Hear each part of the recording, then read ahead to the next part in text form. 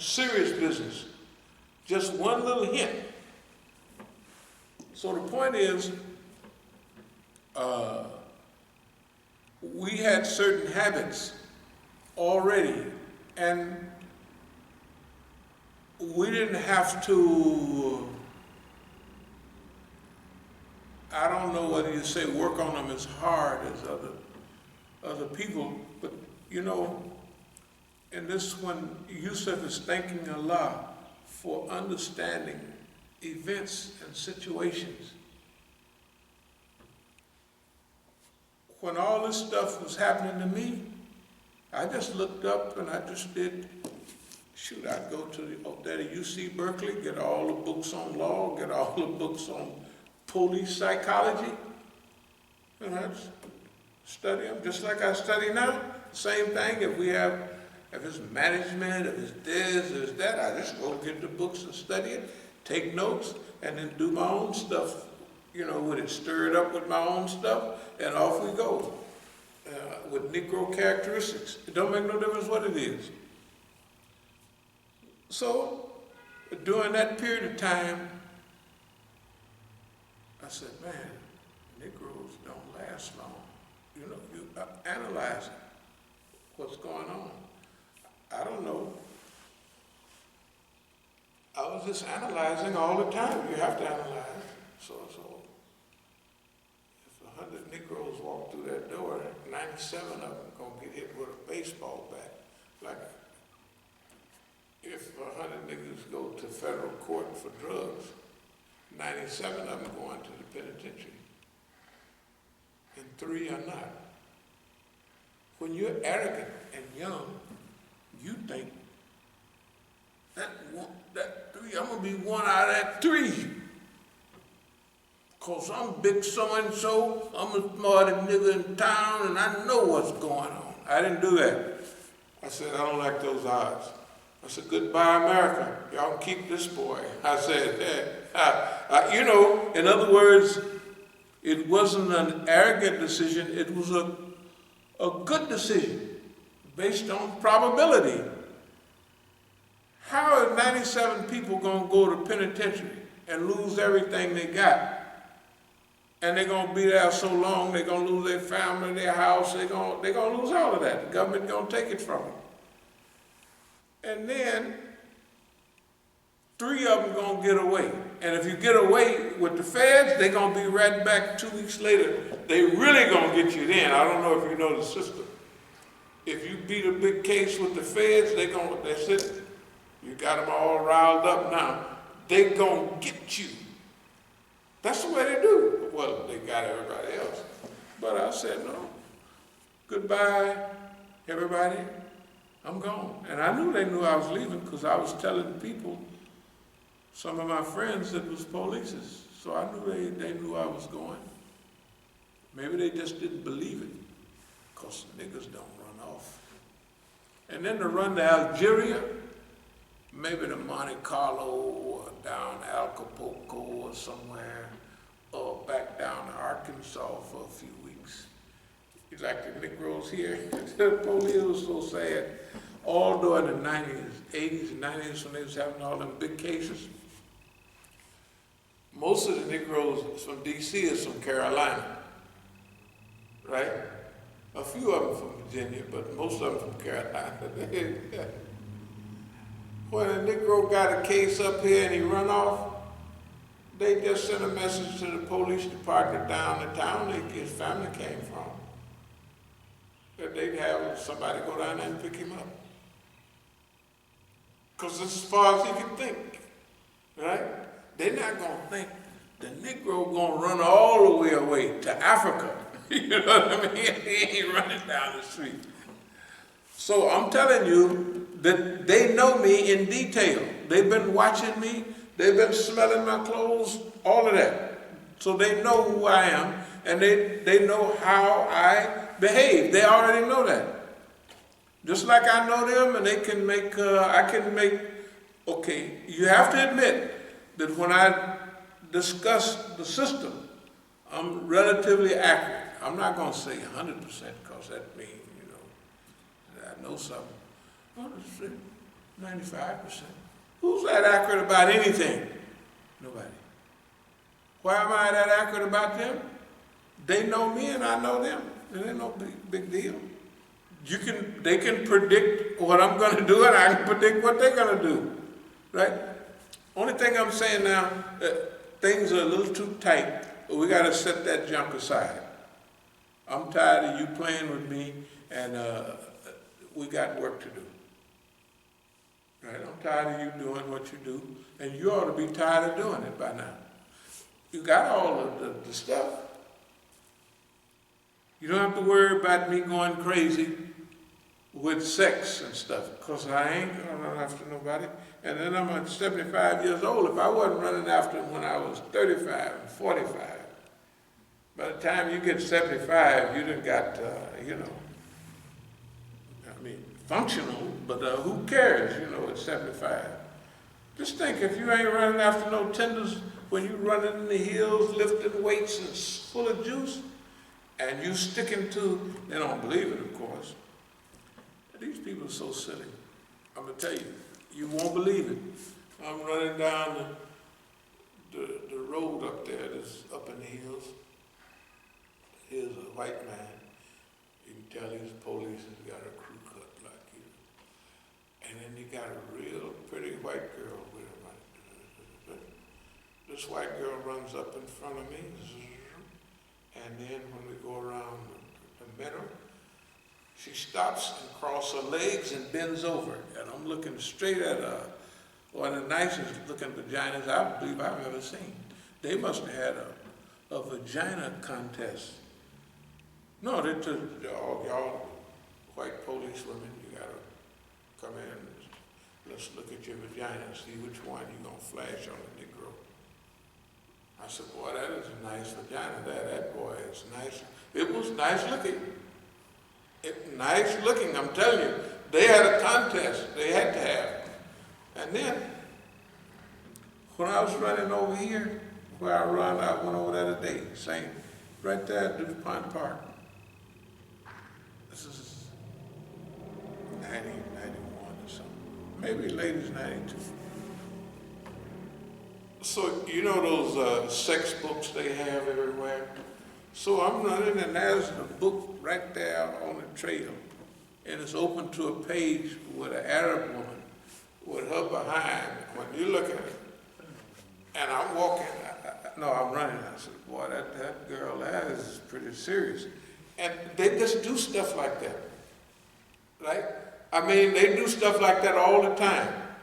And I just looked, I said, well, the old white man's trying to trick me again. I ain't gonna pick that book up.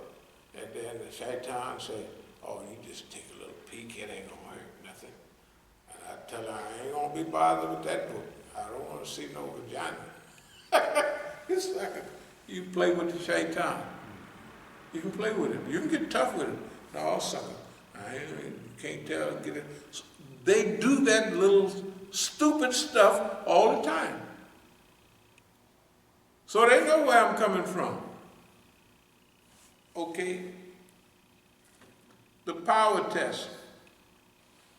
What if you acquire power? Because to get this stuff done, there's going to have to be a transfer of power or cooperation of power. That's why I said we're going to have a JCPOA, something like that. The honor test. Okay? The nonviolence test. That's why I had this view 50 years ago, and that was a postponement till now. I have to go through all of my tests. You know what I mean? Yeah, I have to go through, it's like a training. Oh, you want to see a better world? You want to make a better world? Well, that don't usually happen too often. Nonviolent resistance. Are you violent? Because now remember, the white man don't believe. You know where we make the jokes all the time, and when I tell everybody, it's just an atmosphere of love. Okay, and we joke about, I don't think they believe it. What I said, they think, these bums, they think that nigga done studied real well, and he knows when he's gonna do everything, and he got enough discipline, he ain't gonna, oh, you beat me upside the head, he figured, get the nigga in 20 years. That's what they think. Get him in 5 years. Right? That's what they think. Because they know that I have developed that type of discipline. Right? That I'm not going to react to nothing like that. I'm not going to relax. But they believe that this nigga is not really in love with nobody. That's the way they think. And they think like that because they haven't seen this before. They haven't experienced this before. If I done eased up to number 10, most of the niggas flunk out at 2 or 3. And they haven't even seen one to get higher than 3 or 4. They just haven't. So they don't believe. They don't believe what they're seeing. So now that's why I'm explaining to them, what you have seen, you can believe. The intention test. I don't have no niyyah, no intention to do anything to them, to their system, or take any unfair advantage if I wound up in a position of power or prestige. I'm not going to do, well, like Mandelaism, but we call it Mandelaism plus. Because Mandela was way back then. We have to be, a step or 2 higher. And Mandela let the white folks go, just admit what you did wrong and da-da-da-da-da. And so, all right, let me keep on. The comprehensive test. The comprehensive test, the ability to, like it said, where Yusuf is thanking Allah for giving him an understanding of the comprehensive nature of things and giving them some power and some ability, and to see how these things fit together and work together. I think the actual wording, let me see here just 1 second. Oh, my sustainer, thou hast indeed bestowed upon me something of power. Power is the ability to get things done. And has imparted unto me some knowledge of the inner meaning of happenings. The inner meaning of what's going on. A lot of people have the surface meaning. It's easy to just interpret the surface meaning. Remember, I've always talked about a minimum of 3 levels. We act on the surface level. We just act on the surface level. But if we say this is white and this is black, we may mean there's shades of yellow and green in there too. But we're not going to say that until it's the proper time. So we say, that's black, that's white, finished. Okay. Forgiveness test. Now this is something they don't do. They don't believe in it. White folks do not believe and have not acted on forgiveness. Black people do. When Jomo Kenyatta gave his acceptance speech in 1961, he was supposed to be one of the leaders of the Mau Mau movement. He was in the penitentiary for 9 years. They brought him out. He gave a message of accommodation to the people, the British. When you hear about evil in those days, they would, for white folks, say, the Mau Maus. Right? The Mau Maus, 155,000 of them was killed by the British, and 55 British was killed by the Mau Maus. 55 was killed by them. And you don't hear nothing about the evil little white folks that killed 155,000 Mau Maus, right? You hear about those evil Mau Maus that killed 55,000 white. But in other words, Jomo Kenyatta gave an acceptance speech, Nelson Mandela did basically the same thing. You know, no revenge, no this, that, and other. They call it Truth and Reconciliation. That was back in 95. He was elected in 94. By 95, they had Truth and Reconciliation.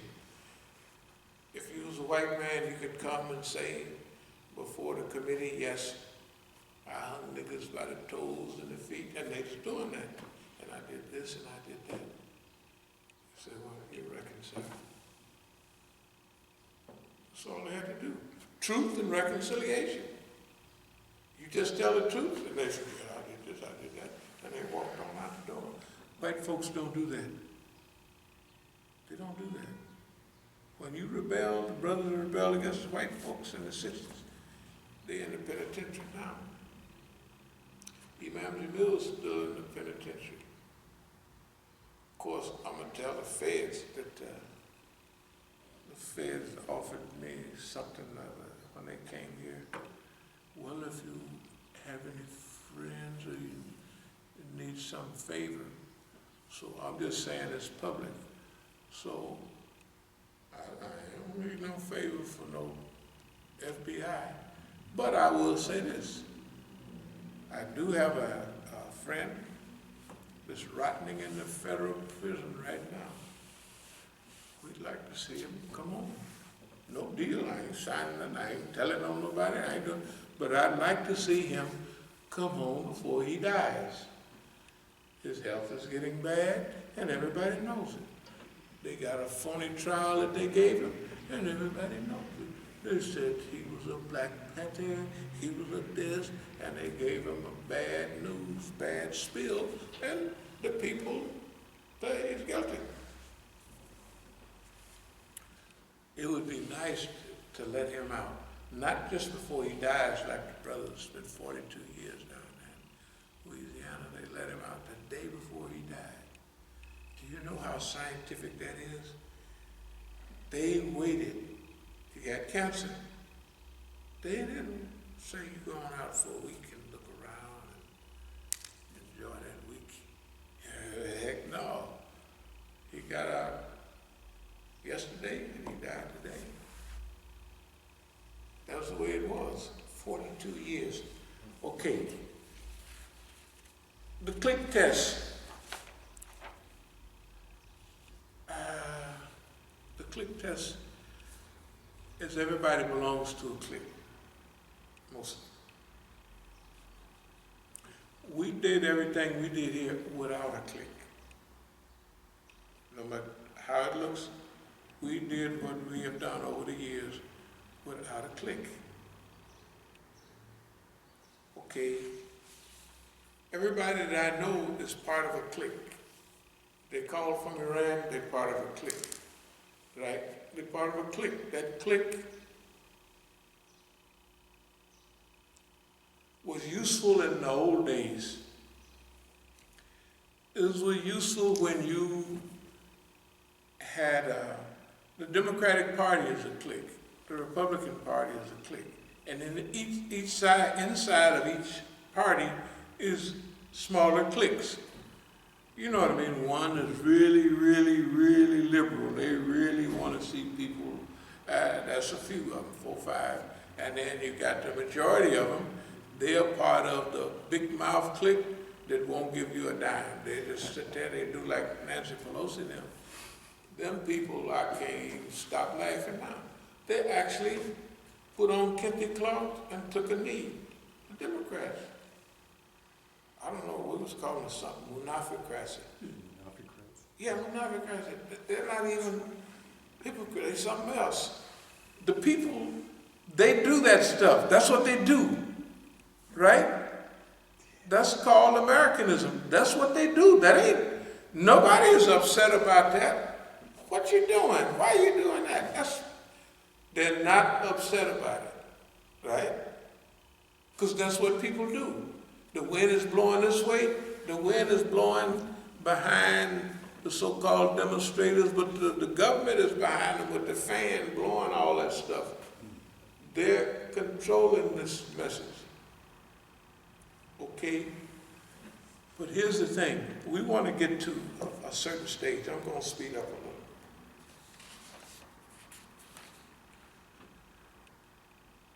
But we have to make a quantum leap. Quantum leap, that's a big leap.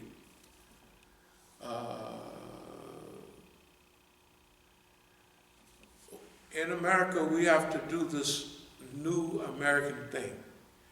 Now remember, here's what we said. America, I believe this is last opportunity, right, to be the America that it's written about. Because right now, America is in bad shape. You got to remember, the Americans lost the Vietnam War. The Americans stabilized in Korea, 1950 to 1953, when they signed a ceasefire. Technically, they're still at war with North Korea now. Still at war, but they signed a ceasefire. Okay?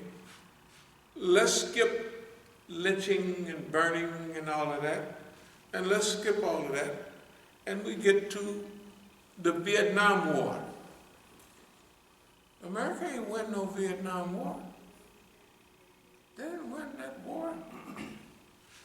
They was trying to get out of there as quick as they could, and people was holding on the helicopters trying to leave. Please take us with you. And the white man saying, y'all are no more use to me. After all, you're Vietnamese, so welcome home. And all them tanks rolling in there, and the snitches all, the point I'm making is, white folks don't have that forgiveness syndrome. There's probably a few of them, but their governments, I have never seen them do it. Okay, brother, y'all. Like pardons, you know, in the Islamic world, they have every Eid, al-Fitr, Eid al-Adha, and for Shias, every Eid, and they got 4 or 5 more Eids. You know, they do that kind of thing.